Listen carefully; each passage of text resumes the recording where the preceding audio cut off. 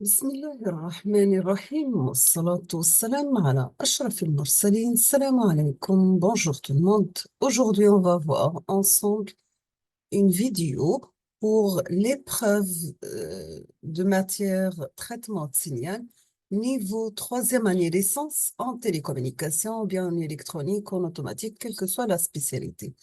Sujet de l'université Zia Achour Jelfa, faculté des sciences technologies, département génie électrique, filière de télécommunications.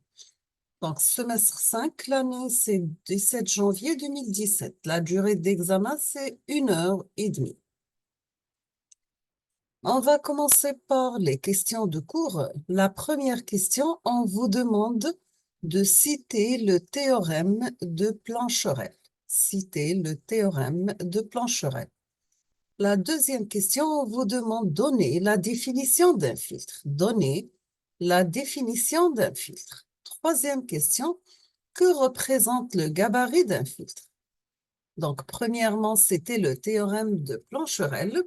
Deuxièmement, donner la définition d'un filtre. Troisièmement, que représente le gabarit d'un filtre? Quatrième question, on vous demande de définir les termes suivants. Vous avez échantillonnage, quantification et codage. La cinquième question, donc, quelle est la différence entre quantification uniforme et quantification non uniforme? Donc, quelle est la différence entre quantification uniforme et quantification non uniforme? On termine avec la dernière question. Dans cette question, on vous demande de citer d'où vient la supériorité de la transformée de Fourier rapide, fast Fourier transform, par rapport à la transformée de Fourier discrète. On passe aux exercices et on va commencer par l'exercice numéro 1. Dans cet exercice, on considère un signal x de t suivant. Vous avez que x de t égale cosinus de pi f0t, sachant que f0 prend la valeur de 5 kHz. Donc, un signal x de t égale cosinus de pi f0t et f0 égale 5 kHz. On va échantillonner idéalement ce signal à une fréquence d'échantillonnage FE. La première question, on vous demande de donner l'expression du signal échantillonné XE de t. Donner l'expression du signal échantillonné XE de t.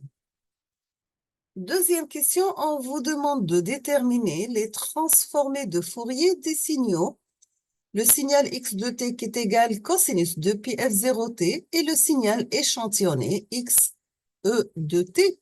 On va noter x de f, la transformée de Fourier du signal x de t, et x grand X indice e de f, la transformée de Fourier du signal x échantillonné de t.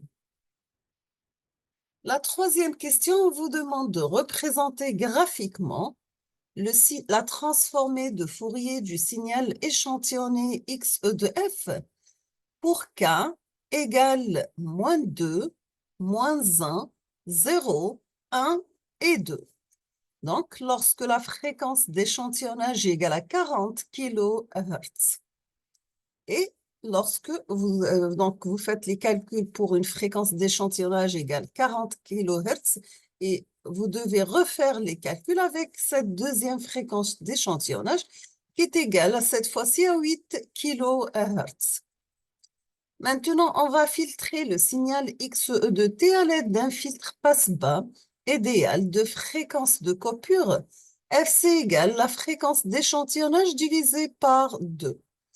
Bien sûr, pour obtenir le signal X reconstitué, de T qui est égal X échantillonné convolu avec H de T, sachant que H de F égale 1 sur la fréquence d'échantillonnage, rect de F sur FE est égal 1 sur la fréquence d'échantillonnage si vous avez F compris entre moins la fréquence d'échantillonnage divisé par 2 et la fréquence d'échantillonnage sur 2. Et il prend la valeur 0 ailleurs. Maintenant, en s'aidant des résultats de la question précédente, on vous demande de déterminer l'expression du signal XR de t dans les deux cas. Donc, dans le premier cas, lorsque la fréquence d'échantillonnage égale à 40 kHz et lorsque la fréquence d'échantillonnage égale à 8 kHz. On termine avec cinquième question. Maintenant, on va appliquer le signal X de t décrit précédemment à l'entrée d'un convertisseur analogique numérique de 8 bits. Bien sûr, travaillant entre plus ou moins 6 volts. Et pour une quantification uniforme, on vous demande de calculer le pas de quantification et deuxièmement, le rapport signal sur bruit de quantification, c'est le SNR. On passe l'exercice numéro 2. Dans cet exercice, soit le filtre actif suivant, donc vous avez la tension d'entrée VI, nous avons 4 résistances de valeur R1, R2, R3 et R4, et nous avons 2 condensateurs C1 et C2, sachant que R2 en parallèle avec C1 et C2, elle est en série avec R3. Et 2 amplificateurs opérationnels. Donc, la tension de sortie, c'est V0. La question, en utilisant la loi des mailles, exprimez la fonction de transfert H qui est égale V0 divisé par VI. Donc, c'est la tension de sortie divisée par la tension d'entrée de ce filtre en fonction de la résistance R1, R2, R3, R4 et condensateur C1 et C2. Deuxième question, on va poser maintenant R1 égale à R2 égale à R3 égale à R4 qui est égal à R. Et nous avons C1 égale à C2 égale à C. On vous demande d'écrire la nouvelle fonction de transfert H qui est égal V0 divisé par VI. Et dans ce cas, quel est le type de ce filtre et quel est son ordre? La question numéro 3, on vous demande de donner l'expression de la fréquence de coupure FC. Quatrièmement, on vous demande de calculer la valeur du condensateur pour FC égale 1592,35 Hz et pour une valeur de résistance égale à 1 kΩ.